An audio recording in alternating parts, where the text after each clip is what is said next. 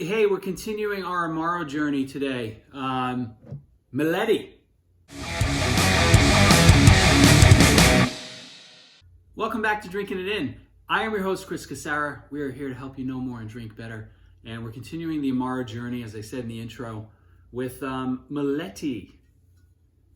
So Meletti has a couple of products you might have seen on the back bars of some bars. One Amaro. They have a chocolate liqueur I didn't really love, to be honest.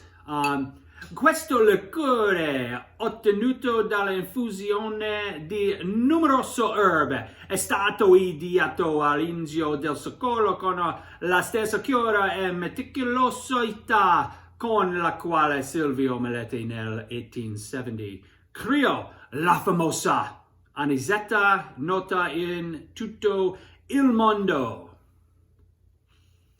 I took 9 years of Italian.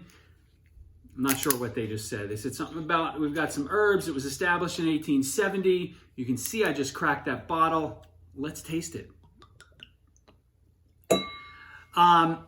Again, just to kind of level set, right? Amaro is a bitter Italian liqueur made with lots of herbs, barks, and spices.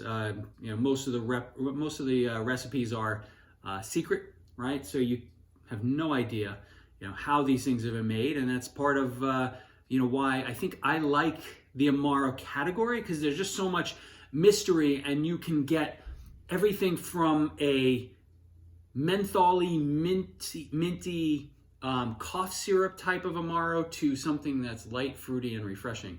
Let's see where this one actually falls in the spectrum, because I've never had this before.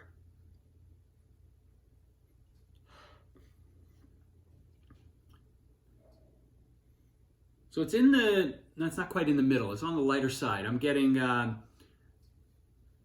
nice burnt sugar caramel note in there. Some rosemary. So we did an episode on Amaro del Etna that had a lot of chocolate and coffee notes, and I said you're definitely going to want to have that Amaro at the end of a meal. This one I feel like you could do at the beginning, because it's lighter on its feet, and it's just a bit more easier. I'm guessing it's going to be easier to drink.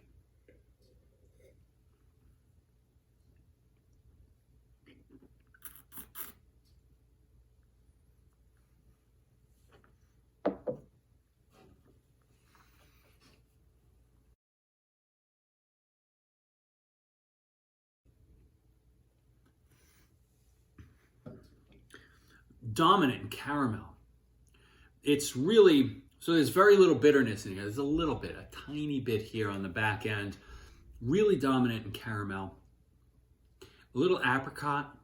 So, I'm talking in terms of sweet notes, even though Amaro is technically a bitter liqueur. This one would be perfect in like some sort of a spritz on a little ice before a meal. I mean, it would be great after a meal, but it really will set the tone and get your stomach juices going, make you want to eat a little more.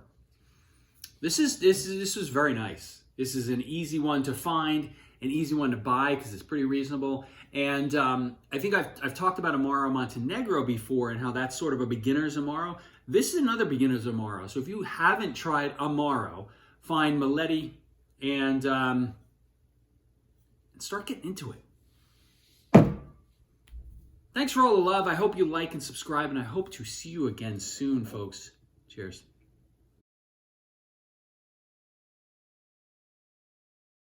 Welcome back again to Drinking It In. I am your host, Chris Casara.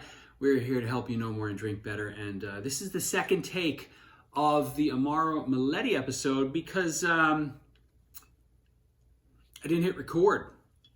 So you missed all the brilliance that was in that first episode. Hopefully I can do it justice again. We're continuing to dive into the Amaro category. Again, Amaro, Italian bitter liqueur, although there are plenty of places in the US that are starting to make great Amaros. So, or Amari, right? That's the plural of Amaro.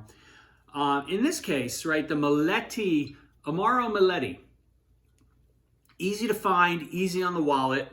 Questo liquore ottenuto dalla infusione di numerose erbe è stato ideato all'inizio del secolo con la stessa. I won't bore you with the rest. There's a lot of herbs in here.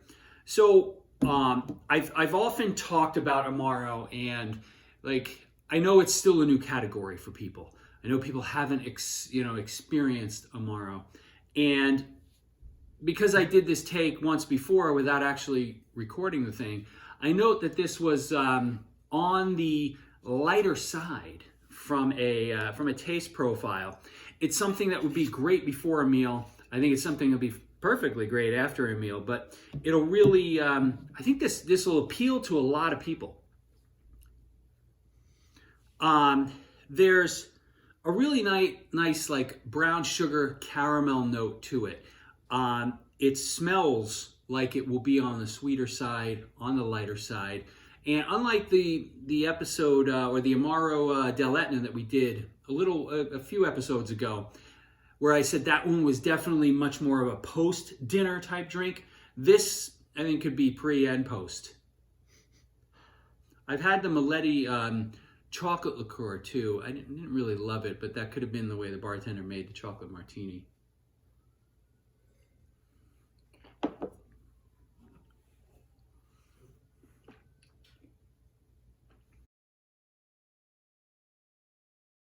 So the caramel note is pronounced. There is a touch of it. It's almost like there's a little caramel latte going on. There is a coffee note that I get. Very, very subtle though. So it's not dominant. So, I wouldn't say that it's something that reads dessert. There's a lighter citrusy orange note that is coming through, and I think in the end, this is just going to be an easy thing to drink. It does say it contains saffron and caramel. I'm guessing that's just for the color, but I think all in all, I had never had this before today. I'm enjoying this. So according to the label, it is a delicious aperitif when served over ice, and it's quite refreshing when mixed with seltzer. I could see this being a very good spritz, right? Put the Aperol aside, do a Meletti spritz. However, this remarkable blend of herbs and spices is traditionally enjoyed after dinner. Okay, I should have read that label before I filmed this episode. Yes, it could be done after dinner, but I would venture to say this would be better with a little orange peel before dinner. Get you going. I hope everybody's doing well, and I encourage you to like and subscribe, and start the chat in the comments, and I will see you soon. Cheers, folks.